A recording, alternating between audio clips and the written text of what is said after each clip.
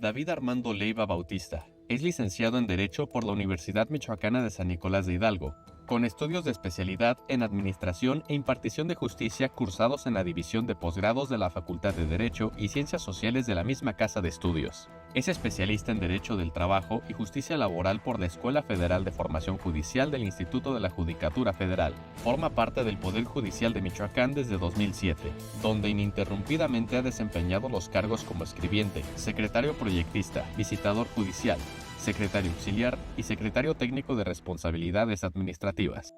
Actualmente, y desde el inicio de la justicia laboral en sede judicial, en septiembre de 2022, es juez titular del Juzgado Primero Laboral de Morelia. Para dicho cargo, fue certificado por el Consejo Nacional de Normalización y Certificación de Competencias Laborales, CONOCER, entidad paraestatal sectorizada en la Secretaría de Educación Pública. Ha participado en diversos cursos, diplomados, seminarios y congresos en materia de derecho del trabajo, interpretación y argumentación jurídica, derecho administrativo sancionador y mecanismos alternativos de solución de controversias. Además, colabora de forma permanente con el Instituto de la Judicatura como ponente en diversos cursos, dirigidos tanto a servidores públicos como al público en general. Muchísimas gracias por acompañarnos en esta emisión del Arte de lo Bueno y lo Justo. Ya lo escuchaba usted, nuestro invitado de hoy es el juez David Armando Leiva Bautista, quien es titular del Juzgado Primero Laboral en la región Morelia y justamente nos va a platicar acerca de lo que se trata la justicia laboral. Juez, bienvenido. ¿Qué tal, Astrid? Muy buenas tardes, a tus órdenes. Pues queremos conocer todo lo que se hace en el Poder Judicial del Estado de Michoacán y es por eso que me gustaría comenzar pues por lo primero, ¿a qué nos referimos cuando hablamos de justicia laboral? Justicia laboral. Mira, es un concepto que nosotros podemos partir de intentar definirlo, porque es muy amplio, vamos a tratar de ser concretos, de que en el seno de la sociedad, no nada más de México, de todo el mundo, uno de los factores más importantes de las relaciones sociales que componen este entramado son las relaciones de trabajo. Y podemos definir la justicia laboral como las normas, las leyes que los estados crean para vigilar y garantizar que todas las partes de una relación de trabajo, la parte empleadora, la parte trabajadora, cumplan sus correspondientes obligaciones sin abusar ninguna de la otra, de tal manera que se establezca un equilibrio entre estos dos elementos que tradicionalmente se conocen como factores de la producción, la parte obrera que coopera o pone a disposición su fuerza de trabajo y la parte del capital que pone a disposición de esta los medios de producción y que entonces dan como resultado la producción de servicios y de bienes para el consumo de la sociedad. Entonces el Estado crea estas normas para efecto de que garanticemos que estas partes cumplan con sus respectivas obligaciones. Escuchamos, te darás cuenta cotidianamente que uno de los principales caminos, herramientas para abatir la pobreza, para generar mejores condiciones sociales, es la creación de empleos. Pero debemos nosotros cuestionar qué clase de empleos se están creando. Porque si nosotros nos vamos a lo que establece nuestra Constitución, la ley máxima de nuestro país, en su artículo 123, habla ahí que el trabajo debe de ser digno, debe de potenciar la dignidad humana. ¿Qué entendemos por esto? Bueno, un trabajo que no sea nada más un medio de subsistencia, que no trabajemos por subsistir, sino que además de que nos provea de las capacidades para obtener beneficios económicos, el pago de nuestro salario, también nos permita explotar como personas nuestras capacidades, realizar trabajos que sean socialmente útiles para todos y que no termine esto en una explotación del hombre por el hombre, en una suerte de esclavitud moderna. Y por tanto, todas estas normas que el Estado crea van encaminadas precisamente a que el trabajo sea de tal manera que se respete la dignidad de las personas. Y cuando alguna de las partes entra en conflicto con la otra, pues entonces tiene que entrar el Estado a resolver estos conflictos. Y también parte de la justicia laboral es la forma en cómo el Estado, a través ahora de los tribunales laborales, pues resuelve estos conflictos con apego a la ley para efecto de determinar quién tiene la razón en los mismos. De ahí la importancia entonces para la sociedad de esta justicia laboral, ¿no? Que las personas se puedan desarrollar con bienestar, puedan obtener, como bien dice, no solo un pago por el trabajo que hacen, sino también la satisfacción. Es correcto, fíjate que a mí me gusta mucho retomar una frase que le escuché a un exconsejero del Poder Judicial del Estado de México en alguna ocasión. Él mencionaba, Yo advierto que hay mucha boga y mucho rebumbio en cuanto a la implementación de los sistemas penales acusatorios y nadie habla de la justicia laboral.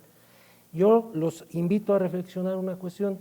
No les deseo nunca estar inmersos en un proceso penal, sin embargo sí les deseo que tengan trabajo, porque teniendo trabajo van a tener la manera de allegarse de los medios para subsistir, pero además de potencializar sus posibilidades.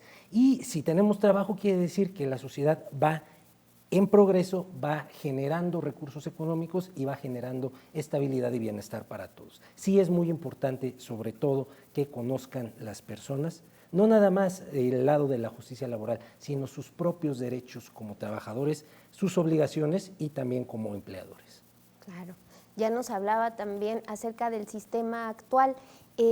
Hasta hace unos años, finales del 2022, escuchábamos mucho de las juntas de conciliación y arbitraje. Ahora tenemos un sistema de justicia laboral algo distinto. ¿Nos podría hablar un poco de las diferencias? Claro que sí, con todo gusto. El día de ayer, 24 de febrero, se cumplieron 8 años de la reforma constitucional que estableció la existencia de los tribunales laborales. Como bien me lo mencionas, originalmente, y la idea del constituyente no estaba errada, de 1917, posteriores reformas a las propias legislaciones, partieron de establecer que los órganos que iban a impartir la justicia laboral iban a ser juntas de conciliación. ¿Qué eran estos órganos? Bueno, entidades integradas por representantes obreros, representantes patronales y un representante del gobierno para dotar de legalidad a las decisiones que tomaran. ¿Por qué? Porque dijo el legislador, ¿quién mejor que los que están involucrados directamente en las relaciones de trabajo sean los que resuelvan los conflictos cuando se susciten? ¿Por qué se llamaban juntas de conciliación y arbitraje? Porque lo que siempre se buscó primero fue que antes de que entrara la decisión de un tercero, las partes buscaran mediante la conciliación, que es este mecanismo ahora denominado alternativo de solución de controversias, en el cual las partes se ponen de acuerdo explorando alternativas de negociación para buscar llegar a la mejor solución de su problema. Y solamente en el caso de que a través de esos medios o de ese medio alterno como es la conciliación no se llegara a un acuerdo, entonces sí ya entraba el tercero, un árbitro integrado de esta forma tripartita a resolver y a decir quién tiene la razón, ya aplicando la ley. ¿Qué pasó? Que bueno, se suscitaron una serie de problemas de naturaleza presupuestal, de naturaleza organizacional, por qué no decirlo también de interferencia política en el funcionamiento de estos órganos, que fue redundando al paso del tiempo en que se fue generando una sobrecarga de trabajo, retraso en la tramitación de los asuntos y un sinnúmero de problemas que incidían en que las personas trabajadoras pues no tenían acceso a una justicia verdadera, pero sobre todo pronta. Sucede que era ya una deuda que tenía el Estado mexicano para con trabajadores, para con empleadores, dar atención a esta cuestión y se da la coyuntura en el tema de la negociación del Tratado de Libre Comercio con los países de América del Norte, que se acuerda entre estos países miembros que México estaría obligado para potenciar las posibilidades de negociación, de establecimiento de fuentes de inversión aquí en nuestro país, contar con tribunales laborales. Y por eso en el año 2017 se plantea esta reforma constitucional, tarda 2 años en llegar la reforma a la Ley Federal del Trabajo. Sabrás tú que las reformas a esta ley suelen ser históricas cuando se dan, porque es una legislación que no nos gusta tocar por su valor histórico, por todo lo que representa. Finalmente, en 2019 se da esta reforma y se comienza el proceso de implementación. ¿Qué cambia? 3 cuestiones particulares. Primero, se separa esta función conciliadora de la autoridad que decide, que es la autoridad judicial, y se establece una instancia conciliadora obligatoria que las personas trabajadoras antes de demandar tienen que agotar. ¿Esto qué significa? Previo a yo presentar mi demanda como trabajador que me vi afectado en mis derechos, tengo que buscar a mi patrón ante la instancia conciliadora para que nos ayude a través de este medio que es la conciliación, guiados por personas conciliadoras capacitadas en la aplicación del mismo para buscar un arreglo. Si no agotamos este medio, no puedo yo demandar, salvo que se trate de un caso de excepción, como puede ser despido por embarazo, por discriminación por alguna circunstancia de categorías sospechosas de las personas, lo que se conoce normalmente preferencias sexuales, identidad de género, origen étnico, religión, etc. O bien cuando se trate de vulneraciones graves a los derechos. Son distintos supuestos los que maneja esa opción. Si no es así, yo estoy obligado a llevar a cabo la conciliación. No logro conciliar, entonces sí ya la autoridad conciliadora me expide una constancia con la cual ya puede ir a demandar. Ese es el primer cambio fundamental. Nos quedaron dos pendientes. José. Dos pendientes. Le mencionaba ya el cambio de esta separación, las funciones conciliadoras del tribunal. ¿Cuál es el segundo cambio? Precisamente el establecimiento de tribunales laborales. ¿Por qué es tan importante? Las juntas de conciliación que hablábamos hace un momento, por lo general eran órganos dependientes del Poder Ejecutivo, de la Federación, de los estados, por tanto se veían afectados por cuestiones políticas, cambios que la propia integración de los poderes ejecutivos traen, y pues ello no garantizaba del todo la independencia de estos órganos, se veían muy influidos por las cuestiones políticas. Al trasladarlos al Poder Judicial, mediante las garantías que todos los juzgadores tienen para efecto de impartir justicia, la independencia, la imparcialidad, se logra que las decisiones se encuentren más apegadas a lo que es la norma jurídica y menos afectadas por factores externos. Y el tercer cambio fundamental es la modificación a las reglas en cómo se tramitan los juicios. ¿Por qué? Porque, pues bueno, antes escuchábamos que en las juntas de conciliación y arbitraje muchas veces las audiencias se diferían, muchas veces las actuaciones no se lograban practicar porque faltaba alguna notificación, porque no estaban todas las pruebas que se debían desahogar en una determinada diligencia, y eso provocaba que los procedimientos se fueran alargando innecesariamente. ¿Qué sucede? Que el legislador establece una serie de cambios para que los juicios laborales, yéndonos a los extremos más amplios de los plazos que marca la propia ley, no tarden en tramitarse más allá de un promedio de 6 meses. Te puedo comentar que nosotros en el estado de Michoacán tenemos ese promedio de tiempo de resolución, estamos logrando concluir los asuntos en este lapso que nos marca la ley, y pues con ello creo que estamos dando una respuesta a esta necesidad social que tenía la gente usuaria de los servicios de administración de justicia, de que se les imparta de manera pronta. Habrá casos especiales y particulares en los cuales por alguna cuestión específica no se logra atender los plazos, pero es la excepción y no la regla. Y de esta manera se logra que no se acumule ese rezago en carga de trabajo y podamos dar la atención debida a las cuestiones que nos plantean. Claro, creo que es de lo que más solicita la sociedad, ¿no? Que sea pronto, no estar esperando juicios de años y años donde a veces pues ya no se puede resarcir o corregir el error. Platíquenos un poco de por qué llegan estos casos al tribunal.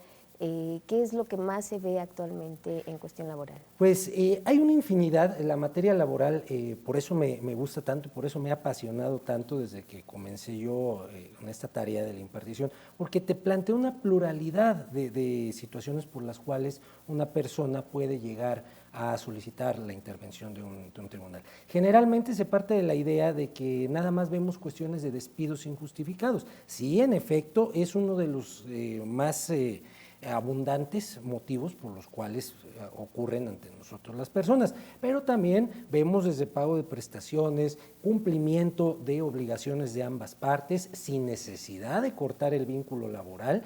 Si una persona considera que un patrón, o su patrón más bien dicho, no está cumpliendo las obligaciones que la marca la ley, puede demandarlo para que la autoridad lo obligue, pero sin que ello implique cortar la relación. Puede optar sí por darla por terminada y que se le indemnice, pero también puede continuar laborando. También vemos cuestiones de índole colectivo, esto es, los conflictos que se dan entre los sindicatos con sus empleadores, los sindicatos con sus propios miembros, o las personas que forman parte de los sindicatos para con las directivas, para los casos en los cuales pues quieren formar parte de esas órganos de dirección, no se les respetan sus derechos sindicales, etcétera. Entonces vemos una pluralidad de asuntos, la inmensa mayoría de los cuales debo decirte que son conciliables, podemos buscar la salida alterna, no únicamente ante esa instancia previa, sino también dentro del procedimiento judicial. La ley nos impone a los jueces la obligación de buscar proactivamente que las partes, pese a que ya se hubieran sentado antes de acudir con nosotros con otra autoridad, volverlos a invitar, plantearles panoramas, ser lo que la teoría nos dice, factores de la realidad, decirles cómo puede ser el resultado de su procedimiento para que tomen una decisión que les permita de manera informada decidir si les conviene continuar el juicio o mejor pactan un convenio que les resulte más satisfactorio. Otro tema que nos interesa abordar mucho en este episodio es la cuestión de los riesgos de trabajo. ¿A qué nos referimos cuando hablamos de ellos? Claro que sí. Mira, es uno de los aspectos que también nos corresponde a nosotros analizar en materia de conflictos laborales. Debemos de partir nosotros de establecer, como decíamos hace un momento, que la Constitución habla de la dignidad en el trabajo, y de ese concepto de dignidad del trabajo podemos nosotros sacar varios, como uno de los cuales es la salud laboral, que es las condiciones óptimas físicas, mentales y sociales en las cuales una persona trabajadora va a desarrollar sus actividades en el ámbito laboral, y que además pues necesariamente, como somos seres polifacéticos, pues también nos va a afectar en otros ámbitos de nuestra vida. Entonces, ¿qué pasa cuando hay un riesgo de trabajo? Bueno, la ley nos los define como cualquier accidente, cualquier enfermedad a los que están expuestos las personas trabajadoras con motivo de la prestación de sus servicios. La Constitución, desde la Constitución de 1917, vino desarrollando la forma en la cual se iban a hacer valer estos riesgos. ¿Por qué? Porque recordaremos que antes de la Revolución Industrial, pues los trabajadores eran meras herramientas. El patrón no tenía ninguna responsabilidad respecto de lo que le pudiera suceder.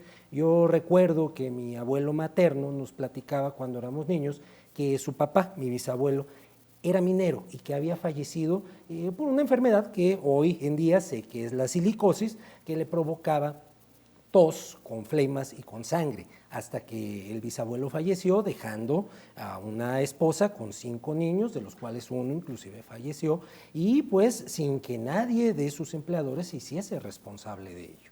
Me gusta pensar que hemos avanzado, nos falta un gran trecho, pero ya se logró establecer esa responsabilidad que tienen los empleadores para hacer frente a estos riesgos que una persona trabajadora pueda sufrir con motivo del desempeño de su empleo. Preguntarle rápidamente cuáles son los más comunes y bueno, ¿y cómo nos protege la ley ante ello? Claro que sí. Mira, rápidamente, la ley distingue 2 tipos de riesgos de trabajo: las enfermedades profesionales y los accidentes de trabajo.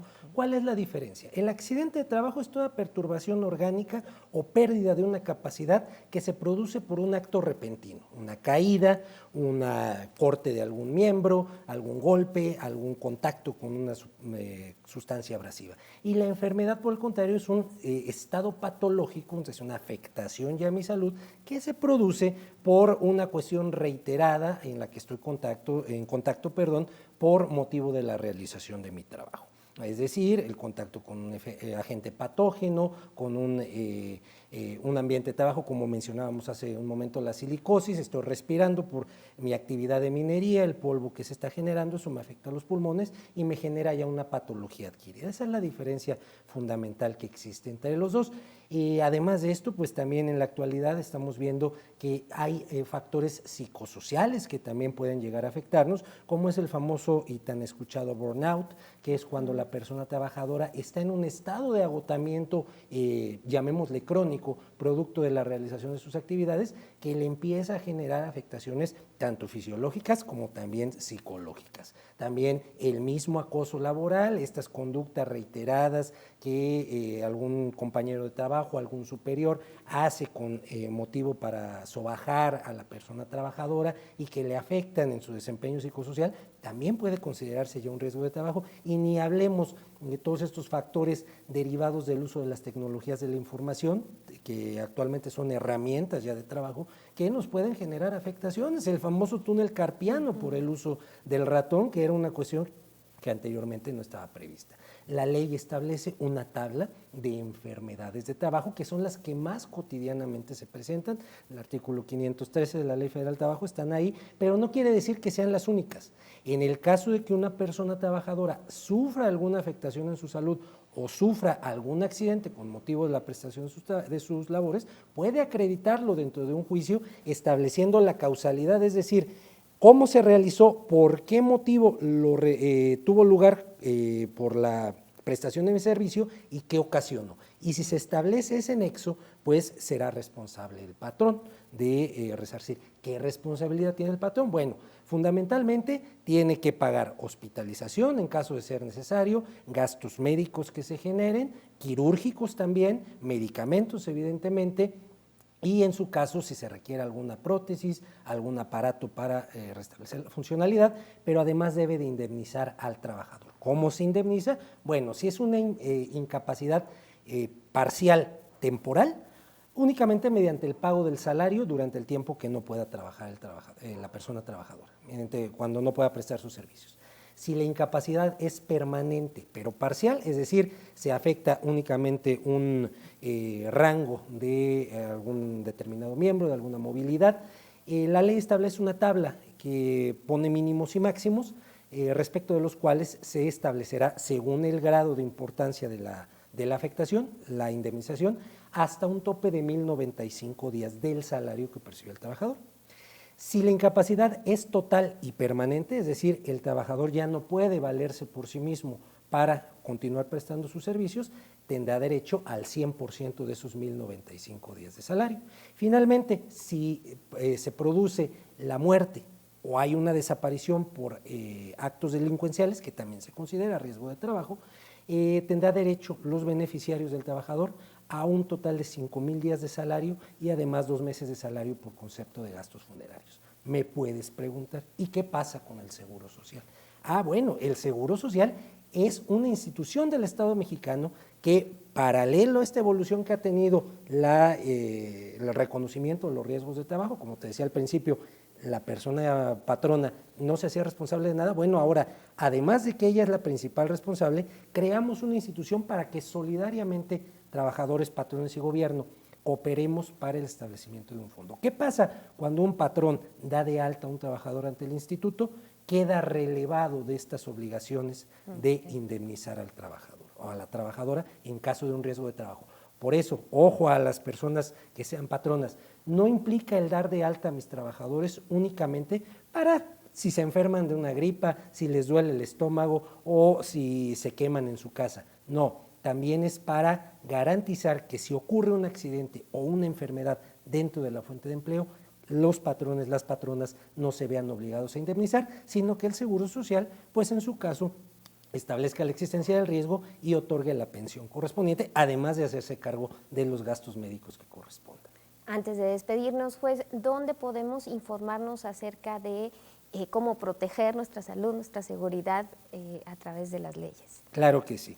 Desafortunadamente, y lo digo desafortunadamente porque muchas veces como en nuestro papel de autoridades no podemos intervenir más allá de lo que la ley nos marca, precisamente para privilegiar la imparcialidad, el Poder Judicial no presta servicios de asesoría directa a las personas. Yo invitaría a que acudiesen ya sea a la Procuraduría Federal de la Defensa del Trabajo o a la Procuraduría Local también en materia laboral, que dependen de las correspondientes Secretaría del Trabajo y Previsión Social en materia federal, Secretaría de Desarrollo Económico en materia local. También pueden acudir a las unidades de salud en el trabajo, de sus unidades médicas de atención a las que estén adscritos en el Instituto Mexicano del Seguro Social, para que ahí les informen, o a su área de recursos humanos en las empresas para que les indiquen cuáles son los reglamentos, cuáles son las normativas que el patrón ha fijado para garantizar la higiene y la seguridad en el empleo. Juez Armando Leiva, muchísimas gracias por habernos acompañado en este programa del arte de lo bueno y lo justo. Esperamos que quienes nos están escuchando, nos están viendo, puedan ejercer mejor sus derechos y disfrutar, por supuesto, del trabajo. Para servirle. Gracias, gracias a ustedes también que nos acompañaron en esta emisión. Les recordamos que el Poder Judicial de Michoacán está en redes sociales, YouTube, Facebook y Spotify, donde puede seguir muy bien enterado de lo que se hace en este Poder Judicial aquí en esta entidad de Michoacán. Les esperamos el próximo programa del Arte de lo Bueno y lo Justo.